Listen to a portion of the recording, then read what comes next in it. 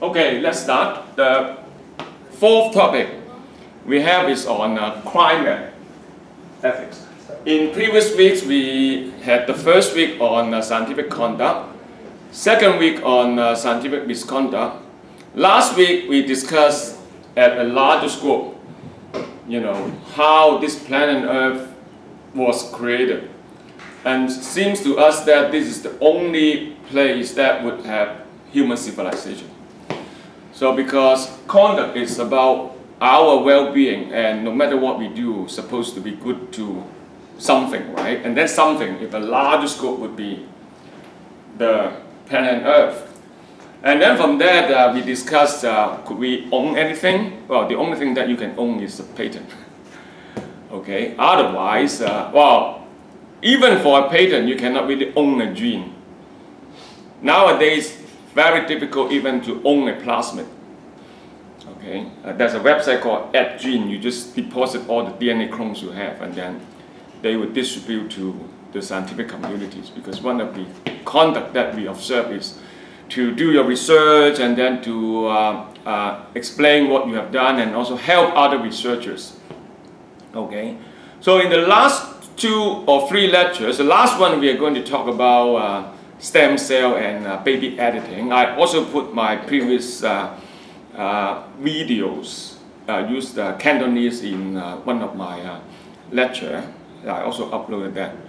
But the 2 specific topics we have this week and next week would be more environmental, but I wouldn't call it just for environmental science students, but it could be for students from different backgrounds. Like I said before, a patent concept or misconduct concept could be related to different career paths. Now the food science students are going to have a chance to register as nutritionists.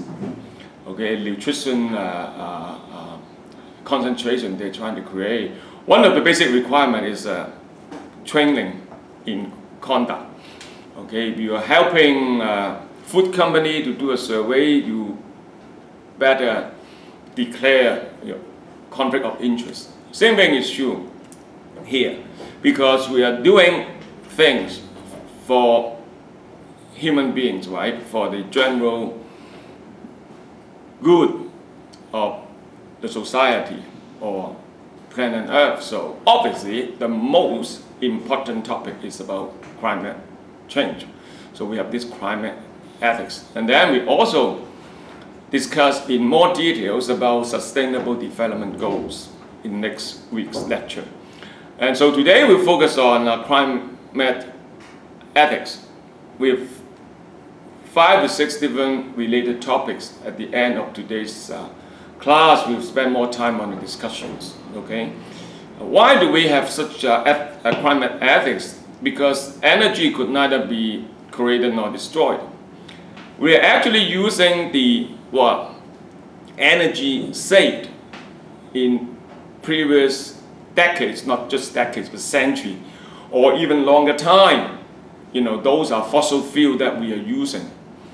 So now we are using them up, or we will be using them up. And also in the process when we are creating a world with more disparity or with more problems. So we are creating more problems. So we try to identify those problems and see how we can help, right? So climate ethics will focus on the justice and equality. And then we'll explain a little bit on climate justice. And then we'll also talk about the what we call the public health humanitarian needs, 人道嘅需要. So these are the topics that we'll go through, and then at the end we have the in-class discussion. You would imagine that climate is a big issue. So it's not just for environmental science students. So for whatever topics that you are working on, food related or health related for biochem students or MPT students, people would ask, why are you doing so? Oh, I think that is because blah, blah, blah, blah, blah. And you better justify that. In this week, we focus on climate ethics. And next week, we will focus on sustainability.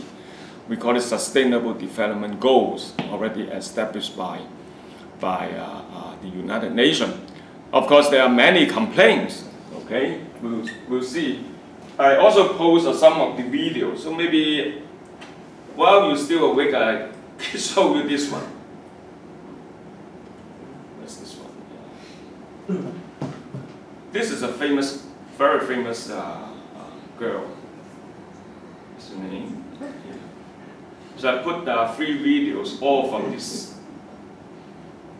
young lady. She's younger than you do. She was so famous this week on my Facebook. Greta, your first climate strike was a lonely event a little over a year ago. And in the intervening time, you have sparked the interest of millions, literally, of children around the globe, demanding action for climate change. What's your message to world leaders today? She actually met Donald Trump in UN. My message is that we'll be watching you. That's the message we'll be watching.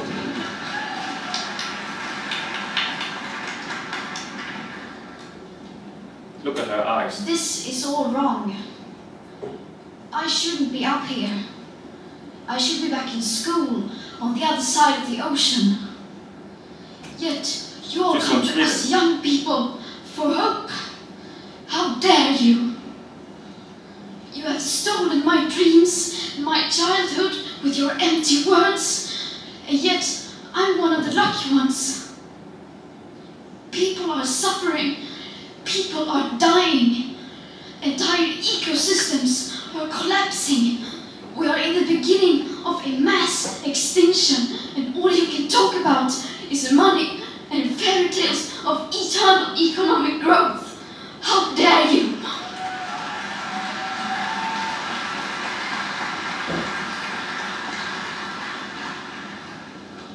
For more than 30 years, the science has been crystal clear. How dare you continue to look away and come here saying that you're doing enough when the politics and solutions needed are still nowhere in sight? You say you hear us and that you understand the urgency. But no matter how sad and angry I am, I do not want to believe that. Because if you really understood the situation and still kept on failing to act, then you would be evil, and that I refuse to believe.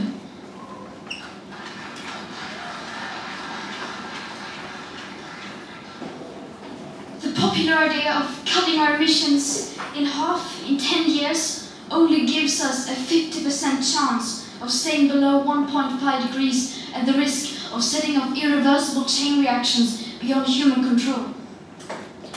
50% may be acceptable to you, but those numbers do not include tipping points, most feedback loops, additional warming hidden by toxic air pollution or the aspects of equity and climate justice. They also rely on my generation sucking hundreds of billions of tons of your CO2 out of the air with technologies that barely exist. So a 50% risk is simply not acceptable to us, we who have to live with the consequences. To have a 67% chance of staying below a 1.5 degrees of global temperature rise, the best odds given by the IPCC, the world had 420 gigatons of CO2 left to emit back on January 1st, 2018. Today that figure is already down to less than 350 gigatons. How dare you pretend that this can be solved with just business as usual and some technical solutions? With today's emissions levels, that remaining CO2 budget will be entirely gone within less than 8.5 years.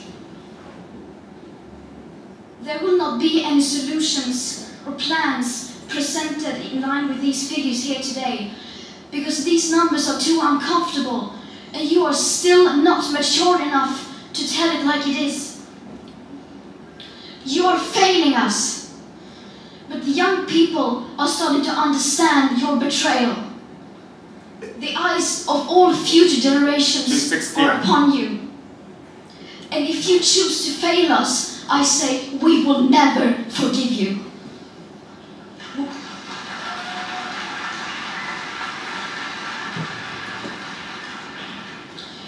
We will not let you get away with this. Right here, right now, is where we draw the line. The world is waking up, and change is coming whether you like it or not. Thank you. Okay, so this was one of her provoking speech. That's the latest one. I download Monday, or I found it on Monday. Of course, it stirred much debate in my, even on my Facebook. But to give you a little bit background, that was last year. This is not a drill. My name is Greta Thunberg. We are living in the beginning of a mass extinction. Our climate is breaking down. Children like me are giving up their education to protests. But we can still fix this. You can still fix this. To survive, we need to stop burning fossil fuels. But this alone will not be enough. Lots of solutions are talked about. But what about a solution that is right in front of us? I'll let my friend George explain. There is a magic machine that sucks carbon out of the air, costs very little, and builds itself. It's called a tree. A tree is an example of a natural climate solution. Mangroves, peat bogs, jungles, marshes, seabeds, kelp forests, swamps, coral reefs, they take carbon out of the air and lock it away. Nature is a tool we can use to repair our broken climate. These natural climate solutions can make a massive difference. Pretty cool, right? But only if we also leave fossil fuels in the ground. Here's the crazy part. Right now, we are ignoring them. We spend 1,000 times more on global fossil fuel subsidies than on natural-based solutions.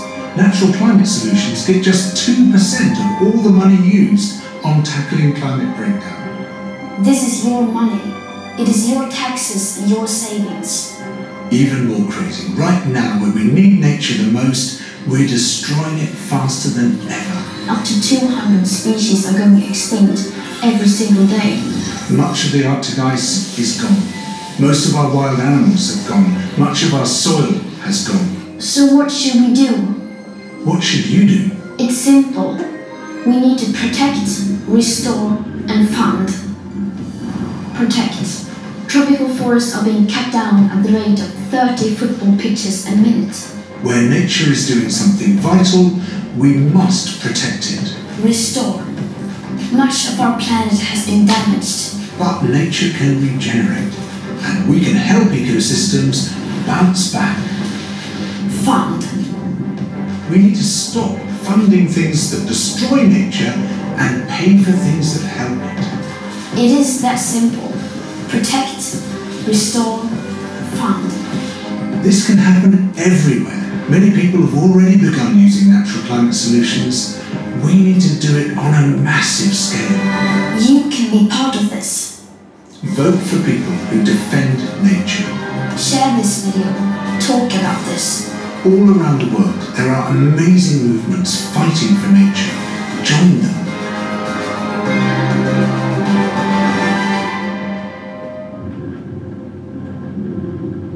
Everything counts. What you do counts.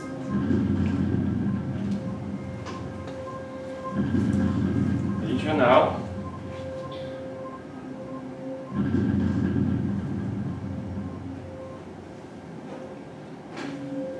Okay, also very nice video explaining all the key message. Her key message is to act now. She single-handed initiated the car strike every Friday in 2018. So she was invited to talk in the United Nations. I never feel so enthusiastic to recommend students after graduation to work at UN. I personally find it too much talking in the United Nations, but still every year there are students joining that program in the United Nations.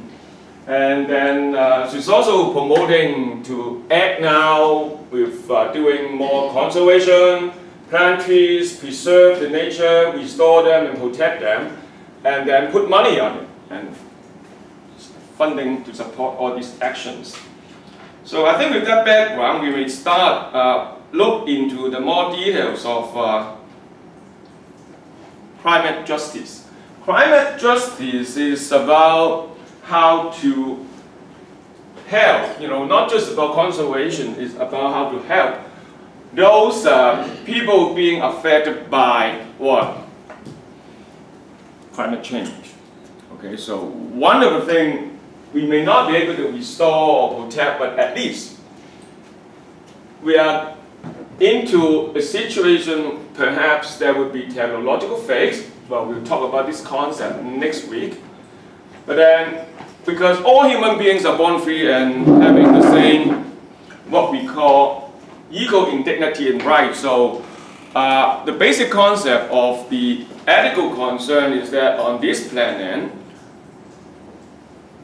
the planet is not just owned by you, right? So the concept came from last lecture. So if there's any climate change problem, it would be largely mainly a justice problem, because you own something or you own more than the others. Then perhaps some others will share less. We share less, and then we end up having the poor suffering. So that's the basic concept. You would imagine that, we are in a very comfortable world. Everybody is enjoying life here, but you would imagine that actually 2/3 of the population are actually still cooking on open fire. So we went to Tanzania, and then on the road you could see people putting woods out.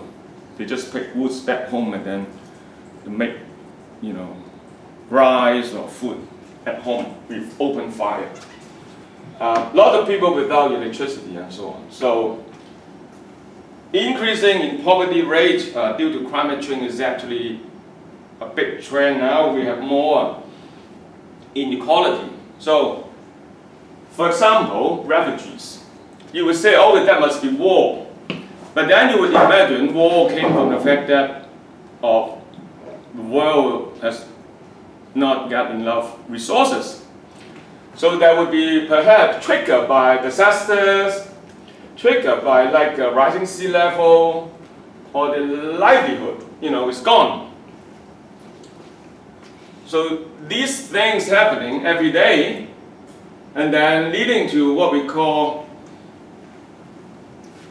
rising mortality, or more people die. You would say, oh, perhaps that only happened in poor nations, like I mentioned, the African countries. But as a matter of fact, no, it is also happening in the United States.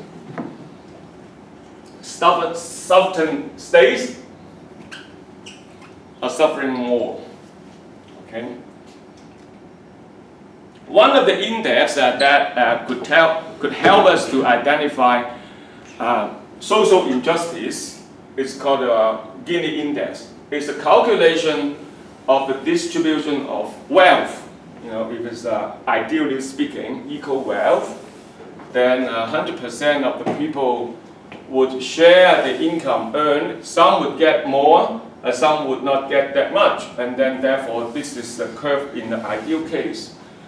But if there's very unequal wealth distributed like this, some would suffer more and only a small fraction of people would earn more, then you can see this curve is separating from the equal wealth curve. And we call this the inequality gap. So that's how they calculate the Gini index. A is this region over the whole region, A plus B. So you can see the higher the value, the higher the value, the higher the inequality happening. I'm not trying to explain all the data that we have, like the trend and so on, but you know that Hong Kong is actually on the trend similar to other third world countries. You know, Hong Kong is just one of the examples. And if you are interested in doing the term paper, you may explain a little bit more with the data, not just from Hong Kong, but also other countries. So this is one of the index to show the different nations or countries that would have a huge gap between the wealthy people and the poverty. Okay. The second concept we have on the climate issue, when Greta started her campaign, it was under the background that COP21 is the climate operation group trying to avoid, I don't think you need my explanation of the background, right? If we don't do anything, perhaps in this century, the 21st century, the average temperature would increase 6 to 8 degrees. So we have to do something. So we would like to control it down to 2 degrees in this coming century, in this century. Last century, we had only 0.6 degree increase. We have already seen the impact. Okay, so we humbly asked for only 2 degree rise. And then the burden sharing principle and top-down approach actually failed. And so fail means we are not so sure whether we can control this to 2 degrees. That's the problem. Even so, we have had many different plans to do so, but we are not so sure we can control it, because this would be in the future, right? In our future. Our people will say, oh, that's our future. I don't care because I'm dead already. You see that back to lecture number 2. Misconduct. One of the misconduct is that, okay, I just only care myself, right? Next week we'll talk more about this is on sustainability issue. One of the key requests on sustainable development is what? We want not just this generation, but also the next generation will have enough resources to survive. So we look at the Gini coefficients and so on. And then one last comment on all these things is that many discussion on climate issue, but at the same time we are facing the fact that there are more what we call indigenous communities. You know, those Indians or natives, they're actually diminishing quickly. And among those, the women of those ethnic groups are actually missing. You see that without those women, the population would be down as well. So there are also different approaches trying to at least save these indigenous communities, especially the women. With that, I'll show you one more slide that is happening in the Amazon, Brazil. They start opening or developing different areas in Brazil. Mining, chopping down trees for mining is one of the issues. For rare earth. And then one of the issues being neglected is what we call the aboriginal people, 原住民, in the Amazon. They've never seen people from the outside world. Okay. I also watched a documentary 2 months ago. There were many eco tours traveling around, right? One of the things is that the whole crew, should they stay on in that village? And that village never even put on a t-shirt. Never put on a t-shirt. Okay, they had their own clothes. since the eco tour team visit them, they started to change the dress. They started to change the gears that they're using. So over the years until last year, they even realized that many of them would like to bring their next generation getting out from the forest. Because now they have seen other civilizations, they have seen the other civilizations that own many different technologies. So I don't know how you feel about this, you know. So we say, oh, okay, good, you guys should, we usually do that, right? Go to school. Ask the next generation to go to school, or I open a school for you. When you visit those forests, in many cases, 佢就走去山區去扶貧。第一件事要做係咩 ？Open a school or teach them language, or teach them English. I don't know. The question I'm posing to you is, do you think that is adequate to do so? Are we affecting those natives? We call them uncontact natives, right?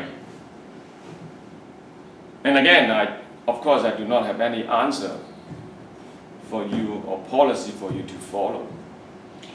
But what we're trying to do is to save these natives from being damaged, if not damaged, and not being affected. That is, so you can see that when we talk about climate change, it's more or less like the discussion on development. So next week we'll talk about sustainable development, but coming back on climate change, we also see many different global changes. And these global changes, mainly affected by humans, they have significant impact on Earth. Okay, that's the key message. The second message is on the public health issues. There are at least 3 different types of issues or disaster. Number one, we call it the technological disaster, like the industrial accident, transport accident, or even nuclear leaks. And then the second type is called the natural disaster, including now that is more closely related to climate change. Extreme weather, flooding, drought, earthquake. Extreme weather, for example, Alaskan. Last week I saw a video on Alaskan. Alaskan ice melt this summer. Almost all melt. Same thing is true in Greenland and Iceland. I do not like to promote people to go to Greenland or Iceland. I think if you really want to understand that part of the world, you may just watch some documentary, right? I think that's good enough. I don't know. I know many people, oh, that's a wonderful tour that we should go to Alaska and Iceland or Greenland, you know. But you can see that all those ethnic groups there, like the Indians living there, the Eskimo, they are facing real problem. No ice, no mammals around, very little fish that they can catch in the winter. Of course, right now it's the summer, so all ice melt. So it's not a good sign that they are going to find similar kinds of animals back in the winter. Flooding, drought, or even earthquake. Okay, so I'm just citing an example of the natural disaster, and then the last one, of course, is public health issues. Public health issues during the trend of global change or the rise of the temperature, you can see more bugs or more germs are spreading around. So we are going to see more infections or infectious disease. With those infections, and then more chronic diseases are coming along because of more stress. We have more mental health. We have more malnutrition. Actually, a mental health issue came out almost half a century ago when those original people need to move in town, like in North America or in Greenland. They really could not adapt to the society. You see what I mean? If they are asked to move to the cities, they really having a tough time to adapt to the life there. I've also watched many movies and documentaries explaining the Aboriginals from Taiwan. You know, in Taiwan, if you go to Taipei, you see, oh, those are Filipinos. No, those are not Filipinos. Those are the Aboriginals from Taiwan. They used to live in the mountain in order to make a living, and then they receive education in Taipei. And then they live in Taipei. But then after a while, they would have discovered that their cultures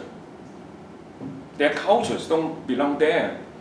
So that now they have to come back or move back from Taipei or Thailand, from the cities to the mountains. And some of them have different problems, of course.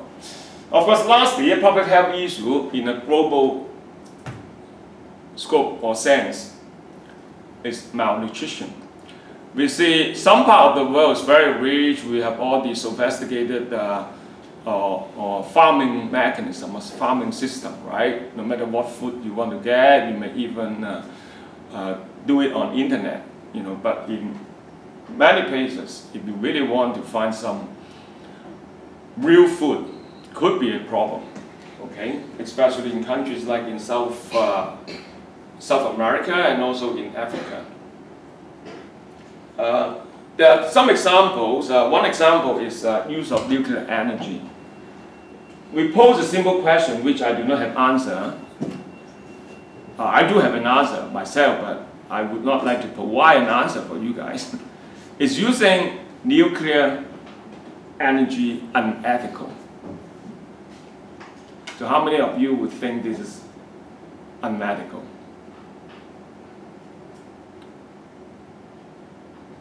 How many think, oh, that's okay, that would provide a lot of energy? I would say 30% no, 70% yes, right? I don't know. And then if you think that nuclear energy could be very dangerous, so it's about sustainability issues of public health, safety, security, also economic viability. Maybe nuclear energy is so expensive. And also we have to consider the resource durability. You have to know that the nuclear materials or radioactive substance, they are also not sustainable, right? Like any mine, they could be used up in 200 years. Okay, but then, however, you may think about the use of other materials like fossil fuel, coal. There are also pollution. I know it's very difficult to make such a comparison, but could you compare burning coal with all the pollutants released? Would that kill more people? We see the impact gradually, right? Slowly. We don't see like nuclear leak, Fukushima or Chernobyl, one explosion and the whole world see it. And then you see very big impact, oh, thousands or even millions of people affected. All right. I'm trying to show to you is two different images. One image is a nuclear accident. You realize how harmful that would be, right? But most people don't realize that air pollution is killed as well, but just slowly and gradually. Okay. Of course, another issue on is nuclear waste. You know, in the old days, people concerned with nuclear waste. I saw another documentary also from Taiwan. They had a discussion on Green Island, Lok Do. Yeah, very famous for that, Lok Do Xiu Ye Kok. Very lovely place, peaceful environment. Okay, people like to go there for diving. And then that Aboriginal people actually moved back from Taipei. He lived there and then wanted to protest. Protest on what?